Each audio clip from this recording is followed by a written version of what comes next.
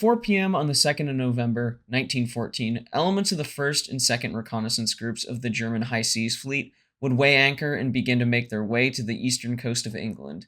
These forces would include the battlecruisers Seydlitz, Moltke, von der Tann, the armored cruiser Blucher, and 4 light cruisers, Strasbourg, Graudenz, Kielburg, and Streisand. The leaders of the High Seas Fleet hoped to accomplish 2 objectives. The larger units were to bombard Yarmouth, while the light cruisers would lay mines off Yarmouth and Lowestoft.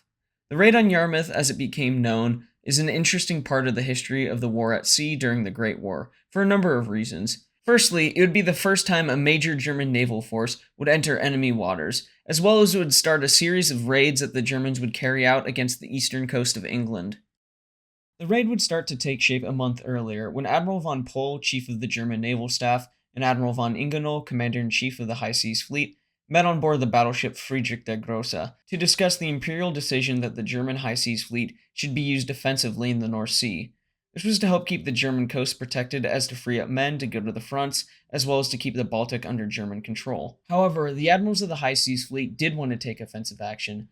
The Kaiser's decision did allow for offensive mine-laying operations on the English coast, with the first attempt not going so well, when on October the 17th, 4 German destroyers were sunk while attempting to lay mines off the Thames River. In retaliation, the commander-in-chief of the High Seas Fleet would take advantage of the Kaiser's pronouncement that while the battle fleet should avoid heavy losses, there is nothing to be said against the battlecruisers trying to damage the enemy. In these raids with the battlecruisers, if the High Seas Fleet was lucky, they might be able to lure out elements of the Grand Fleet and pick them off by carefully laid minefields and U-boats. They also thought that the raids would affect the morale of both England and Germany, having a positive effect in Germany as their fleet would attack the English coast, whilst negatively affecting that of England. The final authorization for this raid would be given on October 29th, when light cruisers were assigned to lay mines off Lowestoft and Yarmouth in order to disrupt coastal shipping and fishing traffic, whilst Admiral Franz von Hipper's heavier elements would bombard Yarmouth. Ingenohl, in getting permission for the raid, did not tell the Kaiser that the bombardment was planned, just that the battlecruisers were there to escort the light cruisers in their mission to lay mines. With that, War Task 19, the bombardment of Yarmouth would begin at 4 p.m. on the 2nd of November, 1914, with an eager Admiral Franz von Hipper aboard his flagship Seydlitz. These elements of the 1st and 2nd Scouting Groups would leave the Jade Estuary, with the heavier elements heading north to swing around Heligoland to avoid the patrolling British submarines, with Hipper altering course, heading west and increasing their speed to 18 knots. While at 6 p.m., 2 battle squadrons of the High Seas Fleet would head out to Heligoland Bight to provide support for this operation. On Seydlitz, Hipper did not expect much in the way of enemy naval forces, but did worry quite a bit about mines. As the German force continued west towards England, at around midnight they encountered English fishing trawlers. Hipper would fear that these were spies, and they had wireless sets to report his presence, so he would try to avoid them, but the small vessels would be too numerous to avoid. Early in the morning on the 3rd, as the German forces approached the English coast, they found themselves in quite the conundrum, as they approached in the dark and found themselves uncertain of their exact position, as the British Admiralty had removed most of the North Sea navigation buoys and lights. But at 6:30 a.m., Seydlitz would spot a buoy that said Smith's Knoll Watch. Now knowing where they were, the German ships would steam south across Yarmouth Bay, preparing to bombard the town. Meanwhile, at dawn, HMS Halcyon, an old mine-sweeping gunboat, headed out of the port of Yarmouth into the mist of the Norfolk coast to take up her daily duty, which was to hunt for mines in the coastal shipping channels. 2 other ships would soon begin their own patrols off the coast, which were the elderly destroyers Lively and Leopard. These ships and 4 other destroyers would comprise the defenses of Yarmouth, as the land fortifications, a battery of mobile 6-inch guns, had been taken to France. Also, there would be no heavy ships, as following the sinking of the 3 Cressy-class cruisers on the Broad 14s we discussed in the video on HMS Audacious, link in the description, the nearest heavy units would be the pre-dreadnoughts at Sheerness, 100 miles away. Halcyon, beginning her daily duty, would make her way northeast, through the calm water, with Lively and Leopard 2 miles astern. Suddenly, 2 unknown ships came into sight. They were both 4-funnel cruisers. Halcyon would try to signal a challenge, but would only be met with shell splashes, from what turned out to be the 2 German light cruisers, Strasbourg and Graudenz. Hipper would soon order them to cease fire, as he feared that they were too close to the British minefields, ordering only Seydlitz to fire on Halcyon. Nevertheless, a majority of the other German ships eager to join the fight would open fire, as it was the gun crew's first sight of an enemy vessel. The result of this onslaught of large shells was that it would smother the small target, making accurate spotting very difficult, allowing for the little Halcyon to escape. Seeing the danger that Halcyon was in, the Lively would hurry ahead and lay a smokescreen between her and the German forces. For around a quarter of an hour, the small vessels would come under a heavy bombardment of shells. Eventually, at 7:40 a.m., Hipper would realize that engaging these small vessels was not what he was there to do, and that continuing his pursuit south would lead his forces into a known minefield. He would order his forces to turn out to sea, and while in the process, a few of the battlecruisers would fling a few scattered shots towards Yarmouth, but they would only hit the beach. When the light improved, the light cruiser Streisand finished laying a line of around 120 mines, 5 miles long, in the Smith's Knoll Passage. Once out of immediate danger, Halcyon, whose radio had been damaged, would have it repaired, and began sending out a general warning, while Leopard, the other destroyer out on duty, would signal 2 battlecruisers and 2 armored cruisers open fire on Lively and myself.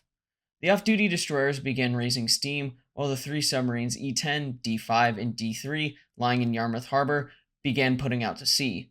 When out at sea, D-5 surfaced and struck a mine that was either placed by Streisand or a drifting British one, and in less than a minute the submarine went down, taking all of her crew with her besides 2 officers and 2 men who were in the conning tower, while none of the other submarines would spot any of Hipper's ships. At 8:30, when Halcyon reached Yarmouth and was able to send a more accurate report that the Germans were last seen 12 miles off Lowestoft. Due to the time that it would take to decode and further delays, eventually the Admiralty would take action at 9:55 a.m., when they would order Admiral Beatty south with his battlecruisers and summon the squadrons of the Grand Fleet who were in their western anchorages. By that time, Hipper was 50 miles away from the coast. Now, there were reasons for the delay in action from the Admiralty. Normally, shells falling on the English coast would trigger instant action. Even though they were receiving messages since 7 a.m. that morning, the First Sea Lord Admiral Fisher had only been in office for 3 days, and at 3:10 they had received the first news of the disaster in the South Pacific at Coronel. To compound all of this, Commander-in-Chief of the Grand Fleet, Admiral Jellicoe, for the first time was absent from his fleet, being summoned to the Admiralty Conference on the 2nd and 3rd of November. Taking from Castles of Steel, Britain, Germany, and the Winning of the Great War at Sea by Robert K. Massey, he discussed his First Lord of the Admiralty, Winston Churchill's reasoning for the delay in action. Churchill writes, "Early in the morning of November 3rd, heavy shells were reported to be bursting in the water on the beach near Yarmouth. The First Sea Lord and I reached the war room from our bedrooms in a few minutes. The question was, what did it mean? It seemed quite certain that German battlecruisers would not be sent only to throw a few shells at an open town like Yarmouth. Obviously, this was a demonstration to divert the British fleet from something else which was going to happen, was perhaps already happening. We had no means of judging. The last thing it seemed possible to believe was that first-class units of the German fleet would have been sent across the North Sea simply in order to disturb the fisherfolk of Yarmouth. If the German demonstration off Yarmouth was the prelude or concomitant to a serious attempt to break into the Channel, the very greatest naval events would follow. Meanwhile, nothing to be done but put everyone on guard. Several hours of tension passed, and then gradually it became clear that the German battlecruisers were returning home at full speed, and that nothing else was apparently happening. And the incredible conclusion forced itself upon us that the German Admiralty had had no other purpose than this silly demonstration off Yarmouth Beach. The elements of the German 1st and 2nd reconnaissance groups would make their way back to Germany early on the 4th of November, but due to fog in the Jade, they would have to anchor near the light vessels. But due to this fog being so thick on the morning of the 4th, the Germans could not make it out of this action without losing a vessel. The armored cruiser York, who received special permission to return to Wilhelmshaven to have repairs to her freshwater tanks, would lose her way and with the change in currents, found herself in the wrong side of the Morn mine warfare vessel, marking the entrance to the swept channel. In an attempt to correct her course, York would strike 2 mines and sank in shallow water, taking 235 men with her. The first German major surface offensive into the North Sea was certainly less than ideal, with weak British forces in Yarmouth surprised but left largely undamaged, and the shore bombardment doing little more than hitting sand and sea. The only success that could be claimed was that the minefield laid, which destroyed 1 British submarine and 3 fishing trawlers.